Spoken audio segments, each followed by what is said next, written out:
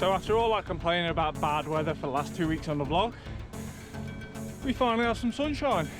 Anyway, welcome back to another week of the vlog. If you're new to the channel, thank you very much for clicking on the video and joining us today.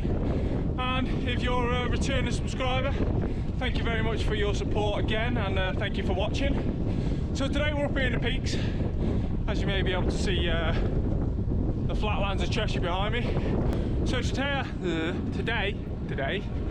today I thought it'd be a good idea to make a bit of a video on just a few do's and don'ts when you're out on the road, just to keep you safe riding your bike.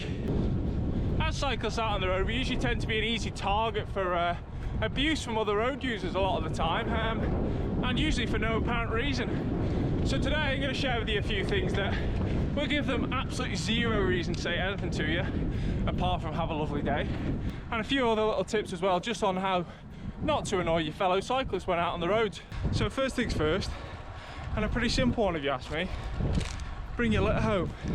So if you have a bar or a gel out on the road, just pop it back in your back pocket. Doesn't take much effort, and yeah, just think of the wildlife, think of the environment. A bit of plastic at the side of the road is going to do no one any good. Although the sun's out, still pretty cold, still a little bit of snow on the side of the roads. This brings me on to my next little tip, which is always dress the conditions. So if you are heading out for a long ride or heading into the hills, then maybe just put an extra layer of clothing on, or chuck an extra layer in your back pocket, just to make sure that when you get out here, if you have any mechanicals, punches or anything like that, you're not going to freeze to death and you'll end up getting home without having the effects of hypothermia. And be sensible, obviously it is the winter at the moment, there is still some ice and snow about, so don't go and try and find the iciest road that you can and go down at 50k an hour, because that would not be a great idea. So yeah, be prepared, be sensible, and yeah, stay safe out there.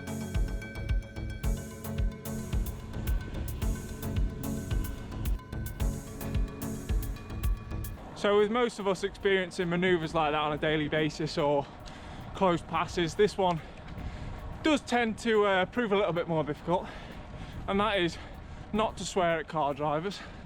Try and be as courteous as possible, but if people do that, it is challenging not to swear. But I usually pop a sarcastic wave, just a bit of an acknowledgement of their manoeuvre. A lot of people are quite oblivious to the fact that they've nearly killed you a lot of the time, but what can you do? I know what you can do. You can wear a nice bright orange jersey, but then you might still not be seen, who knows. And just generally be courteous to road users. If they are friendly and wait for you at a junction or something like that, then pop the other wave, which is not the sarcastic one. Just give them a nice thank you.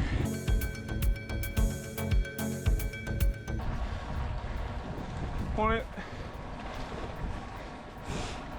Now that's a man with style. Now he's the top man.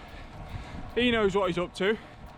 Although riding down a wet descent no-handed, bit questionable. But he's popped a wave there this morning, which is generally a nice thing to do when you're out on the road.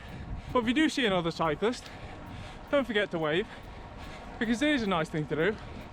And it might just make their day, like that guy's just made mine. So this next one's usually a pretty hot topic when me and my brother get the chance to train together. Obviously we've not had that opportunity in a while, but you know what I'm talking about, Leon. Half wheeling, don't do it, because it usually ends up in an argument. The conversation between me and my brother usually goes a bit like, stop half wheeling me. I'm not half wheeling you, you're half wheeling me. No I'm not, you're half wheeling me. Ah, that's it, I'm not riding with you anymore. And then usually we stop half wheeling for about 10 minutes and then start doing the same again on the next climb. Don't worry though, Leon, hopefully we get the opportunity to half wheel each other again soon. So another thing you might want to think about when you're out on your bike is actually your positioning on the road. So for me personally, I tend to ride around here on the road. Just gives you enough room to manoeuvre avoid any potholes and stuff like that. This is obviously more important on big main roads, but equally you can do what I'm doing today and trying to stay off the main roads as much as possible, and just stick to the lanes in the quieter roads so you don't have to deal with that much traffic. So another one for a few months down the line when hopefully we're able to ride in groups again, or if you're lucky enough to live on the Elemnt where you already can, then yeah, don't send snot rockets back onto your mates. It's not good for anyone.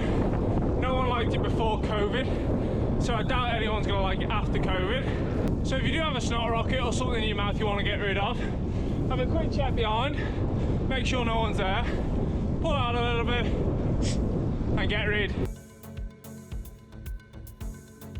So just as we're rolling back into town now, brings me on to one of my final ones, and a pretty important one if you ask me. Stopping at red lights.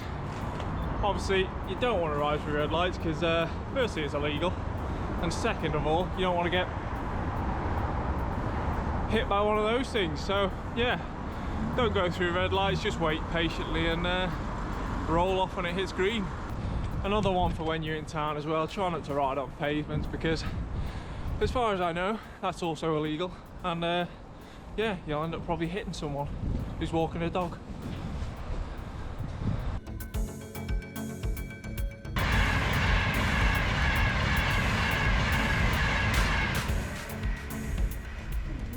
And that, folks, is why you don't run red lights.